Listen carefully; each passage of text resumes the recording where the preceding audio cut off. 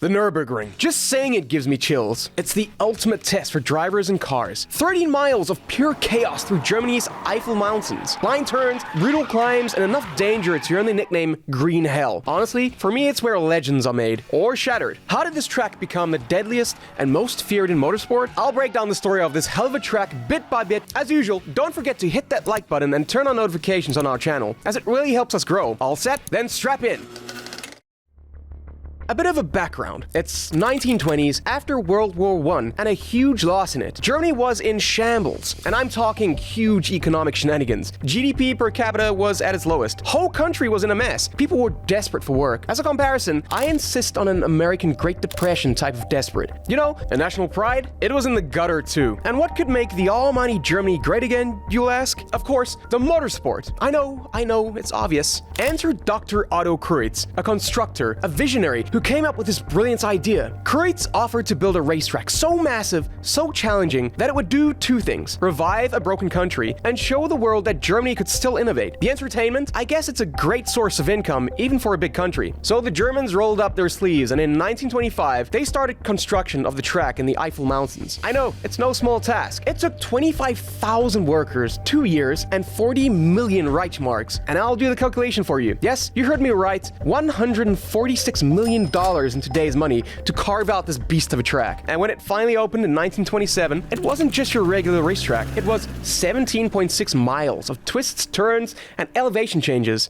I think Nürburgring practically dared drivers to make it through without wrecking. The Green Hell was divided into 3 sections: the Südschleife, South Loop, the Nordschleife, North Loop, and the Seilschleife, a shorter loop connecting the two. The Nordschleife, in particular, 73 corners, half of them blind, with over 1,000 feet of elevation change, and I see it all as a terrifying gauntlet even to this day. No big surprise with the naming, I guess. I think Germans decided to up the difficulty of racing to the max. But why did the Nürburgring gain a reputation of a deadly track? I'll repeat, because of its difficulty. And what does this complexity consist of? Sure, I bet you wouldn't call your exact drive to the mall on Sunday a green hell. Let me guide you through this track until you know everything about it.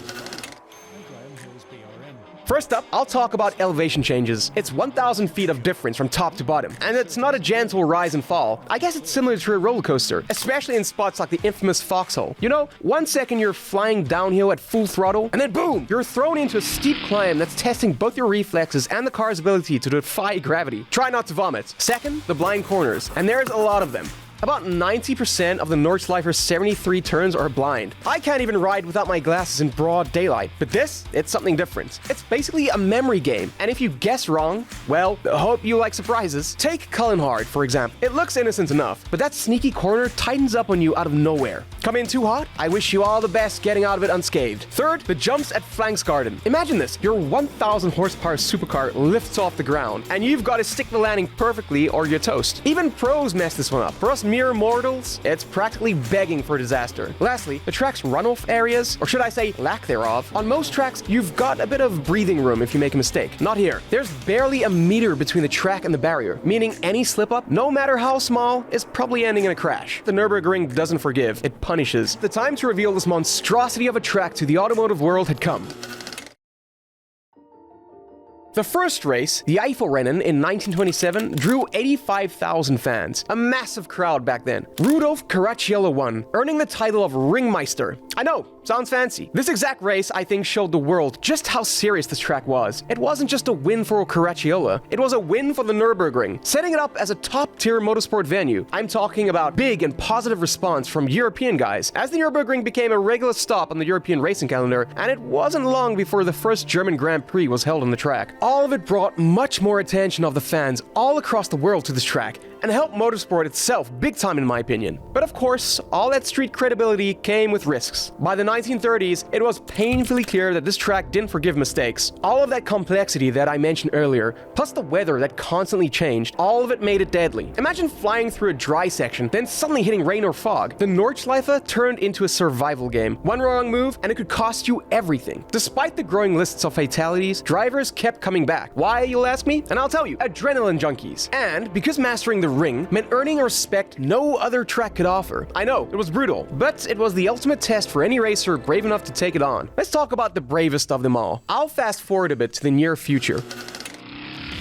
It's the 1960s. Formula One cars were getting dangerously fast, way faster than the track was ready for. I think the turning point in the story was the 1968 German Grand Prix. Please welcome Jackie Stewart, a driver who would forever tie his name to the Nürburgring's fearsome legacy. Just imagine this: torrential rain, zero visibility, and the most treacherous corners in the world. I would have passed on that one, I'll be honest. But not Stewart. He was known for his calculated precision, and in the end, he pulled off an unbelievable win. Of course, it came with a cost. After the race, he dubbed the track as the Green Hell, and it stuck. After all, he's one brave guy who just survived one of the toughest races of his career. Stewart's win was all about surviving in my book. Survival of the fittest, I should say. It was a wake-up call to motorsport. Technology had outpaced track safety, and something had to change. That race and Stewart's advocacy marked the beginning of a push for improved safety standards in Formula One. Drivers loved the Nürburgring, but even they knew it couldn't stay the same if F1 was going to keep coming back. In 1976, the Nürburgring's dangers reached a boiling point.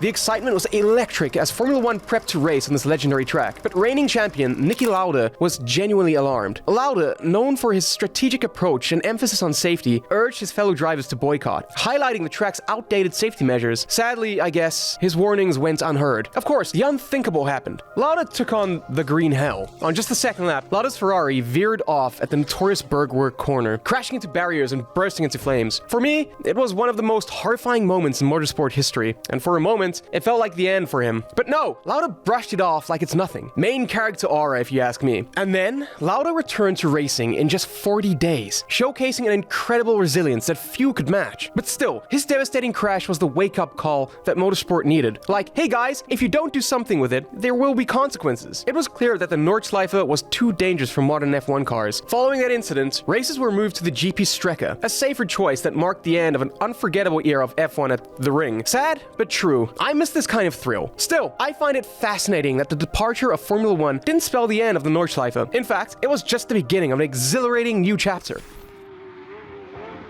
In the 1980s, the track transformed into the ultimate testing ground for supercars. Major players like BMW, Porsche, and Mercedes set up shop, using the ring to push their machines to the limit. And let me tell you, if a car could conquer the Nordschleife, it could handle anything on the road. And I guess at that time, lap times quickly became the holy grail for automakers, turning the track into a battleground for supremacy. From the Porsche 918 Spider to the Lamborghini Aventador and Nissan GTR, each new record generated buzz that echoed through the automotive world. And I'll be real with you, who doesn't love a good showdown? I'll jump forward close to our days. One standout moment came in 2018 when Porsche unleashed the 919 Evo, a modified version of the Le Mans winning beast. This monster blitzed through the Nordschleife in an astounding 5 minutes and 19 seconds. Imagine this kind of performance on the track, this difficult. Sure, it wasn't a production car, but it was a jaw-dropping demonstration of what modern engineering can achieve. The Nordschleife remains a proving ground, where legends are born and records are meant to be shattered. I ask myself, what sets the Nürburgring apart? Today, with the evolution of racing, it's not just for pros. Anyone can take on the Nordschleife during public sessions known as Touristenfahrten. Whether you're in a supercar or a humble hatchback, you can conquer the world's most notorious track. Just remember, it's not a leisurely day-off drive. It's a thrill ride without safety belts. Personally, I wouldn't take that risk. Let the pros handle it. I recommend you don't rush to Germany just yet. The Nürburgring has a reputation for a reason. Every year, dozens of drivers crash, and some don't make it back. Do you want that in your life? Many arrive thinking they can handle its twists and turns, only to find themselves in a real-life Wreck-It Ralph episode. As usual, don't forget to leave a like and turn on notifications on our channel, because it helps us release new episodes even faster than an Evo hit the North Loop. Until next time, keep the rubber side down and the spirits high.